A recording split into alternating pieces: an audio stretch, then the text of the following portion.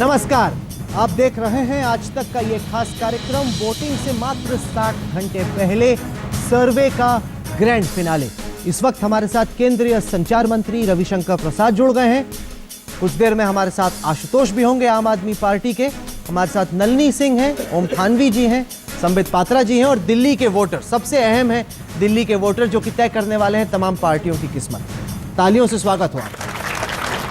नजर है इस वक्त हमारी तमाम सर्वेस पर। इंडिया टुडे ग्रुप सिसेरो के आंकड़े हमने आपके सामने रखे। अब से थोड़ी ही देर पहले 2 और चैनलों और अखबारों ने अपने आंकड़े लोगों के सामने रखे हैं। आइए उन पर भी एक नजर डाल लेते हैं। India today Cicero opinion poll के मुताबिक आम आदमी पार्टी बहुमत का आंकड़ा पाती नजर आ रही है। 38 से 46 सीटें आपको मिलने की उम्मीद है। थोड़ी देर पहले इंडिया टीवी और सी वोटर ने सर्वे रखा है जिसमें 36 सीटें वो बीजेपी को दे रहे हैं, 31 सीटें आम आदमी पार्टी को, कांग्रेस को केवल 2।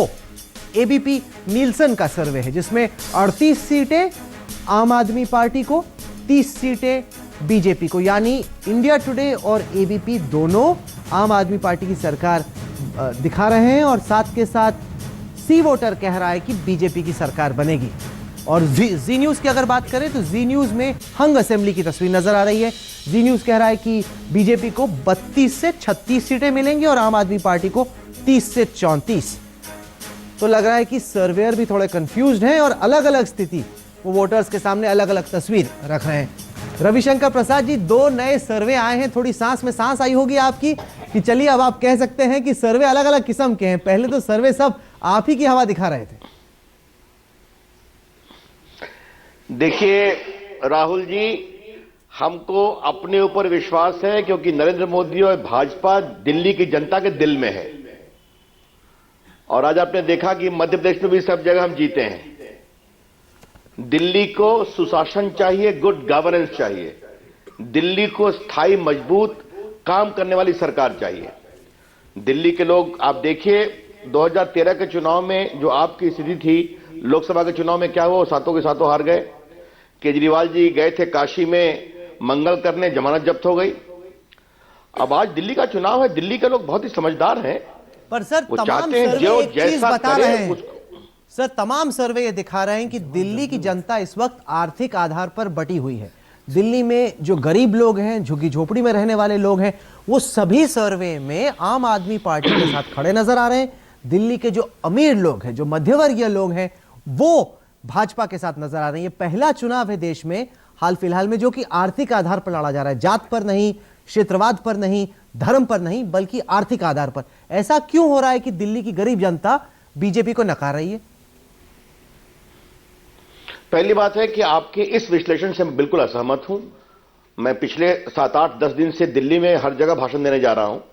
आज मेरी सभा ओखला में कस्तूरबा नगर में थी। वहां पर मैंने देखा बहुत संख्या में गरीब आए थे। जनधन योजना जो मोदी जी का, इसका बहुत बड़ा असर है। मोदी जी ने बात कही है कि जो गरीब की झुग्गी जहां है वही मकान बनेगा उनका पक्का। ये सारी बातें लोगों के सामने हैं।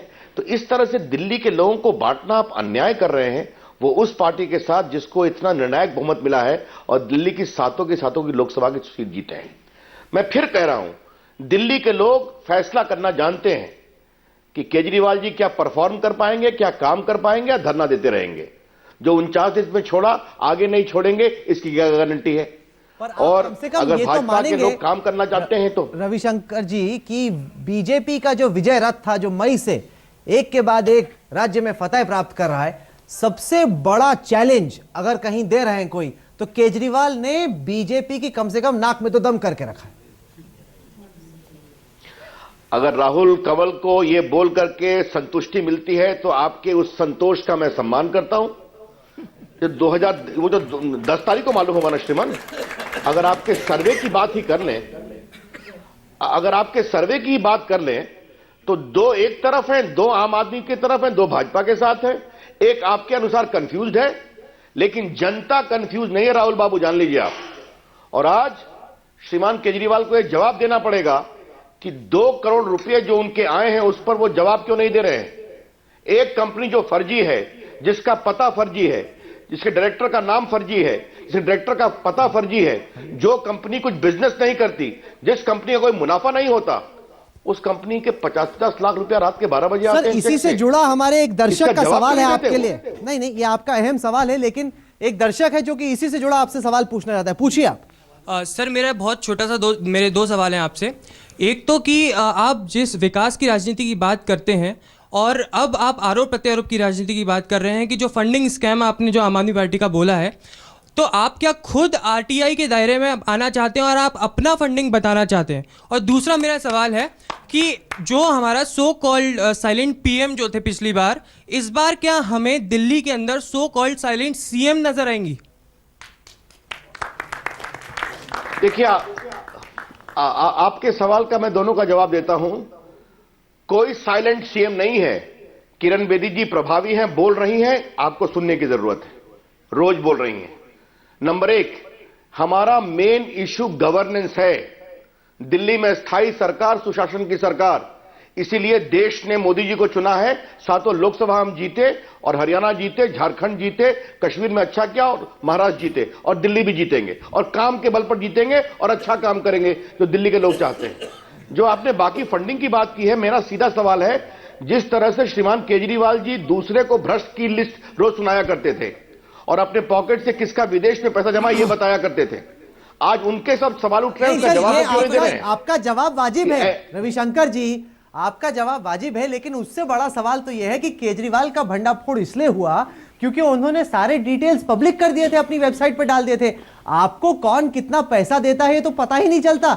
आपके यहां क्या स्कैम है या कहां से आता है पैसा, ये तो बताइए जनता को। देखिए, मैं एक बात आपको बहुत ही स्पष्ट कर देना चाहता हूं कि हम इनकम टैक्स में अपना पूरा रिटर्न भरते हैं, सारी डिटेल्स रहते हैं। हम चुनाव आयोग के सामने हर इलेक्शन के बाद पूरा डिटेल्स देते हैं। अभी तक जहां तक मेरी जानकारी मिली है, मैं खुद कंफर्म में, लोगों ने बताया है कि आम आदमी पार्टी ने अपना रिटर्न भी नहीं दिया है। लेकिन फिर मैं आपसे बात कह रहा हूं, जो केजरीवाल साहब देश के सामने अपने को सबसे ईमानदार, सबसे नैतिकता के बल पर अपनी बात कह रहे थे, जब आज उनके नैतिकता का भंडा फूट रहा है तो वो खामोश क्यों है? इस बात का जवाब देना पड़ेगा उनको। और एक कंपनी का एड्रेस जो दिया गया, मैं देश का संचार मंत्री हूं, तो दिल्ली में वो एक विभाग का निकला पोस्ट ऑफिस, उसको उन कंपनी ने अपना पता बताया हुआ है। तो देखिए, जब सच्चाई सामने आती है तो दूसरे पर आरोप लगाना, यही केजरीवाल जी कॉन्स्टिट्यूशन क्लब में बैठकर देश का कौन नेता भ्रष्ट है उसकी सूची बताया करते थे। और आज जब अपने सवाल उठ रहा है तो केजरीवाल कहते हैं रविशंकर जी, अगर मैं भ्रष्ट हूं तो गिरफ्तार कर लीजिए। सरकार का पूरा तंत्र आपके साथ है, ministry of corporate affairs, enforcement directorate, अगर है वहां पर घोटाला तो आप लोग जांच के आदेश दीजिए। अब तक तो आपने जांच के आदेश दिए नहीं है। वित्त मंत्री बोल चुके हैं, आप बयान दे चुके हैं, कीजिए उसको अरेस्ट, क्यों नहीं करते?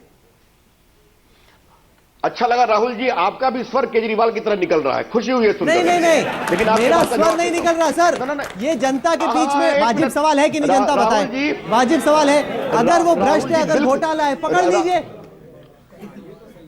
राहुल जी, आप कृपया करके जनता के साथ मेरी बहस मत करवाइए। मैं जनता की बातों का जवाब दूंगा। आप मुझसे सवाल पूछ रहे, मेरे जवाब को शांति से सुनिए। सरकार अपना काम करेगी, क्यों नहीं करेगी? अभी चुनाव है, अभी हम कार्रवाई शुरू कर देंगे तो आप कहेंगे हमें आप विक्टिमाइज कर रहे हैं। ये सारी बातें आई हैं, जो सरकार के तंत्र है वो अपना काम करेंगे।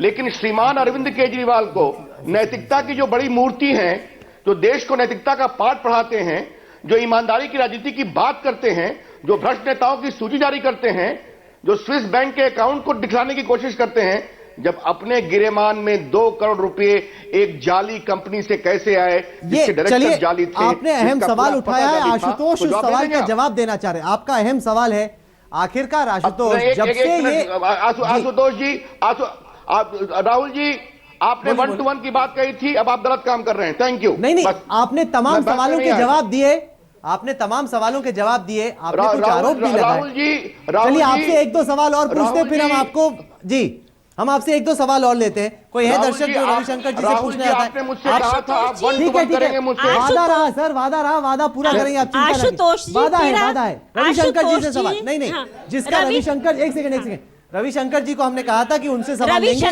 नहीं, एक सेकंड, रविशंकर जी से कौन आप सवाल पूछना चाहते हैं? आपका आशुतोष जी से था, हम आएंगे आपके पास। अभी आशुतोष है हमारे साथ, आप चिंता न कीजिए। रविशंकर जी से आप 2 सवाल और लीजिए। रविशंकर सर, मैं आपसे एक सवाल पूछना चाहता हूं, जी, काला धन वापस कब आएगा? जी बताएं। काले धन वापस करने के लिए हम, सुन लीजिए आप, काले धन वापस करने के लिए हमारी सरकार ने पहली कैबिनेट में जो आपके एसआईटी उसको बनाया। आज वो एसआईटी सुप्रीम कोर्ट की मॉनिटरिंग में काम कर रही है। उस एसआईटी के सामने हमने सारे नाम दे दिए हैं, सारे हमने कागजात दे दिए हैं और सुप्रीम कोर्ट उसकी पूरी मॉनिटरिंग कर रहा है। जो पिछली सरकार ने 8-9 साल में नहीं किया वो हमने 4 महीने में करके दिखाया है। एसआईटी की रिपोर्ट आने वाली है, सब कार्रवाई हम करेंगे, लेकिन सारे कागजात, सारे नाम, सारी जांच वहां दे दिए हैं। और आज आपको आश्वस्त करना चाहते हैं कि काले धन लाने के लिए दुनिया में ब्रिस्बेन में मोदी जी गए थे, पूरी दुनिया के बड़े जो G20 देश हैं वो सब भी एक हो गए हैं। तो दुनिया में माहौल बनाया है। अपने कार्रवाई को सुप्रीम कोर्ट के जो एक रिटायर्ड जज हैं उनके सामने एसआईटी को दे दिया है। हम पूरा कोऑपरेट कर रहे हैं और सारा सच सामने में आएगा। सर, आपने जनता को 100 दिन का कमिटमेंट दिया था, हम 100 दिन में आपको बताएंगे क्या करते हैं, बट अभी तक हमारे पास कोई उसका जवाब नहीं है और ना ही बीजेपी ने उसका कोई अभी तक जनता को बताया है कि काले धन के लिए आपने क्या, आपका क्या प्रोसेसिंग चल रहा है, कहां तक है अभी, क्या उसका स्टेटस है? क्योंकि चुनाव से पहले तो बड़े कॉन्फिडेंटली बोल रहे थे कि 100 दिन में मिल जाएगा। कुछ लोगों ने कहा कि 15 लाख रुपए मिल जाएंगे। 15 लाख तो छोड़िए, 15 रुपए नहीं मिले अभी तक किसी को। ये तो वाजिब सवाल है रविशंकर। श्रीमान राहुल जी मैं मुझे जवाब देने दीजिए आप, वो हमारे मित्र ने पूछा है। मैंने पहले कहा कि नरेंद्र मोदी की पहली कैबिनेट ने पहले फैसले में स्पेशल इन्वेस्टिगेशन टीम को बनाया जो सुप्रीम कोर्ट ने 2 साल पहले आदेश दिया था और मनमोहन जी की सरकार ने नहीं किया था। फिर आप कह रहे हैं हमने इस 4 महीने में सारा इन्वेस्टिगेशन करके एसआईटी के सामने डिटेल्स दे दिया है। लेकिन जब एसआईटी सुप्रीम कोर्ट के रिटायर्ड जज तो सुप्रीम कोर्ट ने बनाया है, सुप्रीम कोर्ट की मॉनिटरिंग में कार्रवाई कर रहा है, हम पूरा सहयोग कर रहे हैं, तो कैसे करें? हम नहीं कर रहे हैं। आप ये तो आरोप चलिए आपका। रविशंकर जी, आप जुड़े हमारे साथ, आपने अपनी राय हमारे दर्शकों के साथ रखी, इसके लिए आपका बहुत बहुत शुक्रिया। रविशंकर प्रसाद जी के लिए तालियां। आशुतोष जी, रविशंकर प्रसाद जी ने एक अहम सवाल उठाया, वो ये कि नैतिकता का पाठ पढ़ाने वाले केजरीवाल, ये जो 2 करोड़ बोगस रुपए आपके पास मिले उसके बारे में आप क्या कर रहे हैं आशुतोष जी? जब से ये ऐलान हुआ, जब से ये घोषणा हुई कि 2 करोड़ रुपए फर्जी कंपनियों से आया, अब तक आपने क्या कार्रवाई की है, ये दर्शकों को बताएं आशुतोष। देखिए, सबसे पहले तो मैं रविशंकर प्रसाद जी को बधाई देना चाहता हूं कि जैसे किरण बेदी डिबेट से भागी, वैसे रविशंकर प्रसाद जी जो केंद्रीय मंत्री थे वो भी डिबेट नहीं करना चाहते थे। मैं तो उनसे चंद सवाल पूछना चाहता था। उनके जो दूसरे पार्टी के स्पोक्सपर्सन तरीके से वो उनके प्रवक्ता है लगता है रविशंकर प्रसाद जी को सवालों का जवाब देना चाहिए। अब मैं ये तो नहीं कहूंगा कि आप बीजेपी को बहुत अनावश्यक कवरेज दे रहे हैं, मैं बिल्कुल नहीं कहूंगा इस बात को, क्योंकि इसका कोई मतलब नहीं है। लेकिन रविशंकर प्रसाद जी को इस सवाल का जवाब जरूर देना चाहिए कि आखिर मेरे सवालों से वो भागते हुए क्यों दिखाई पड़े। किरण बेदी डिबेट नहीं करना चाहती, रविशंकर प्रसाद डिबेट नहीं करना चाहते, मैनिफेस्टो नहीं लाना चाहते हैं। मैं उनसे 2 सवाल पूछना चाहता हूं कि मुद्दे पे आज 2 करोड़ का क्या होगा, ये भागा-भागी छोड़िए। कहा था कि कुछ सवाल नहीं, दर्शकों के सामने साफ होना चाहिए कि रविशंकर जी को कहा था कि कुछ सवाल हम उनसे करेंगे, उसके बाद हमारी डिबेट जारी रहेगी। डिबेट के लिए संबित पात्रा है यहाँ पे आशुतोष। नहीं, बट ये अनफेयर है। मैं फिर अपना प्रोटेस्ट दर्ज करा दूं, ये अनफेयर है। आपने रविशंकर प्रसाद को 12 मिनट का वक्त दिया, पूरे उनको अकेले दिया, अपनी बात रखने का मौका दिया। चलिए, अब आपको मौका मिल रहा है, आप बोलिए। जवाब देने से मना कर दिया और अब मैं जब बोलना चाह रहा हूं तो संबित पात्रा बीच में कूद रहे हैं।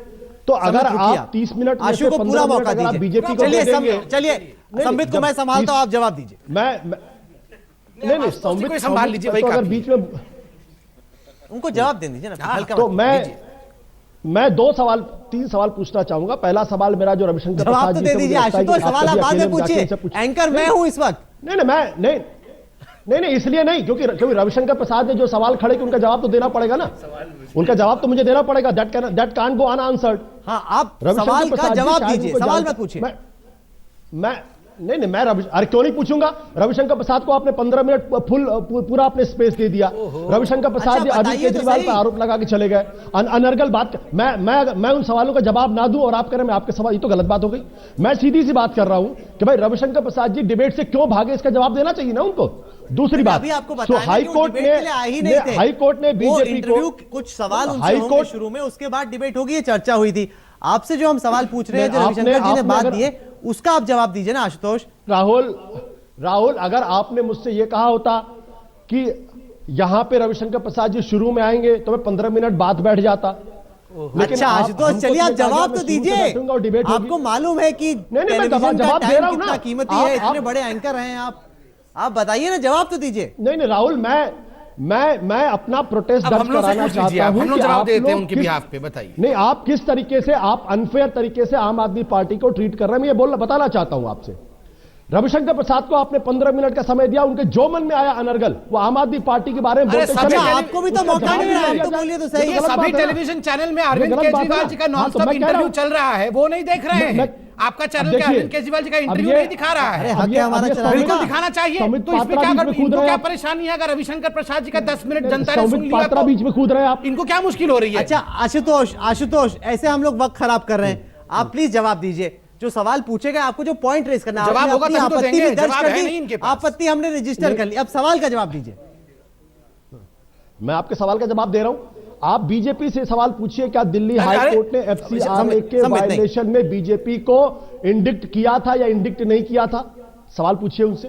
क्या उन्होंने कहा कि आम आदमी पार्टी काला धन लेती? जरा उनसे पूछिए, राधा टिम्बलो कौन थी जिसका ब्लैक मनी और जिसका अकाउंट मिला पकड़ा गया और बाकायदा सुप्रीम कोर्ट को उसका जवाब दिया गया? तीसरी बात, आप आम आदमी पार्टी के 20 करोड़ के बारे में हिसाब देते हैं, आपकी पार्टी का 80% फंड कहां से आता, आप उसका जवाब देना नहीं चाहते? चौथी बात, आपके चुनाव के दौरान 20,000 करोड़ का जो खर्चा हुआ उसका हिसाब कौन देगा? तो आम आदमी पार्टी पर उंगली उठाना बहुत आसान काम है। मैं सीधी सी बात जानता हूं, हमने जो पैसे लिए हैं उसके 3 मानदंड है, उसके लिए सरकार जिम्मेदार है। एक, इनकम टैक्स ने इन कंपनियों को पैन नंबर इशू कर रखा है, हम जाहिर सी बात है ड्यू डिलिजेंस करने के बाद दिया होगा, ऑथेंटिसिटी चेक करने के बाद दिया होगा। दूसरा, बैंक ने उनको अकाउंट नंबर दे रखा है, निश्चित रूप से बैंक ने उनका ड्यू डिलिजेंस किया होगा, ऑथेंटिसिटी चेक की होगी, उसके बाद बैंक अकाउंट नंबर किसी अहरे गहरे को नहीं दे सकते। तीसरी बात, ROC यानी जो रजिस्ट्रार ऑफ द कंपनीज है, उन्होंने इन कंपनीज को रजिस्टर्ड किया है, उन्होंने भी पूरी ऑथेंटिसिटी चेक करने के बाद किया होगा। तो आम आदमी पार्टी ने किसी से पैसा लेने के पहले जो गवर्नमेंट के द्वारा जो मानदंड स्थापित है, बैंक अकाउंट चेक किया, पैन नंबर चेक किया, साथ ही साथ कंपनी रजिस्टर्ड ये चेक किया, और चेक करने के बाद जो पैसा लिया वो चेक में पैसा लिया, चेक में पैसा लेने के बाद चलिए आशुतोष, अब वक्त हो गया एक ब्रेक का। डाल दिया।